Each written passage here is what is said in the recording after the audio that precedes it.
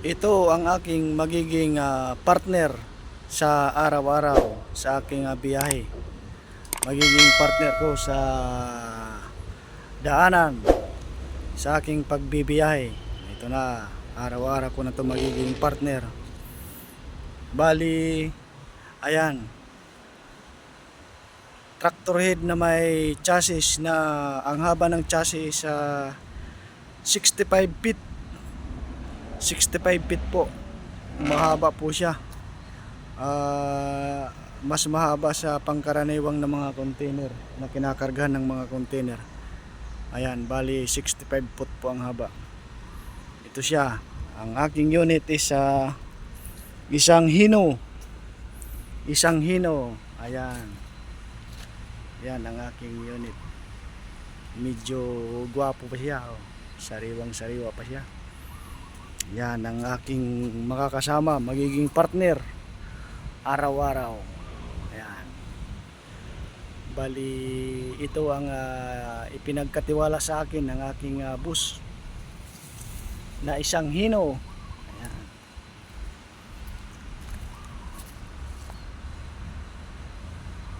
Aircon pa siya, aircon, maganda pa. Hindi tayo mainitan kasi aircon siya. Yun ang kagandahan dito sa nakuha nating unit kasi aircon. Ayan, yan ang aking magiging partner araw-araw. Magiging partner sa buhay at sa hanap buhay. Ayan. Ayan. Isang Hino.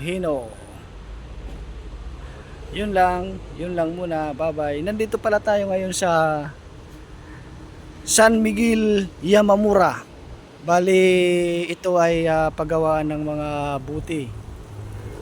Mga buti ng Red Horse, buti ng Hinebra San Miguel, buti ng San Miguel Light, lahat ng buti. Kahit yung mga lagayan ng mga gamot. Mga lagayan ng gamot ng mga buti, dito ginagawa yan. Dito lang yan sa San Miguel, Yamamura, dito sa Imus City, sa Cavite. Ayan, dito kami kumukuha ng aming pangarga. Dito kami pumipila. Ayan, yung mga kasama ko, dalawa. Pumipila yan, pangatlo ako. Ayan. Diyan kami kumukuha ng aming pangarga. Araw-araw. Dinideliver namin sa Ligao, sa planta sa Ligao. At saka mayroon din kami sa Kawayan, sa Isabela. Yun ang kalimitan na deliveran namin. At saka sa Santa Barbara sa Pangasinan. Nandun ang mga planta niyan ng Hinebra San Miguel. Doon namin dinideliver yung mga buti. Ayan. Doon pala sa mga gustong mag-apply dito sa aming tracking sa Rolly Tracking Services. Halos araw-araw naman nag-hiring dito sa amin.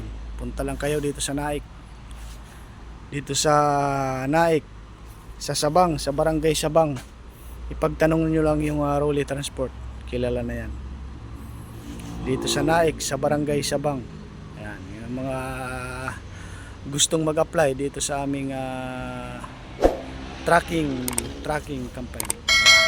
Hanggang dito na lang muna. Bye-bye.